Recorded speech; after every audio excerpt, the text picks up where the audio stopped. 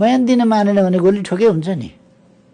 यत्रो कसुर गर्ने, बयान दिन नमान्ने, नतिजा आइसक्यो जाँदिन्न भन्ने, यत्रो कसुर गर्ने त हान्दिनु नि गोली। उहाँहरूसँग छ नि त बन्दुक। के सानातिना कुरा गरिराख्यो।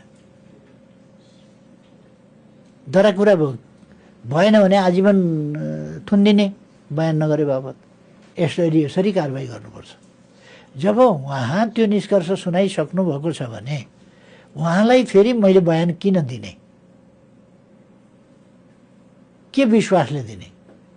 तपाईँले रिजल्ट निकालिसक्नु भएको छ भने अब फेरि जाँच दिन जाने?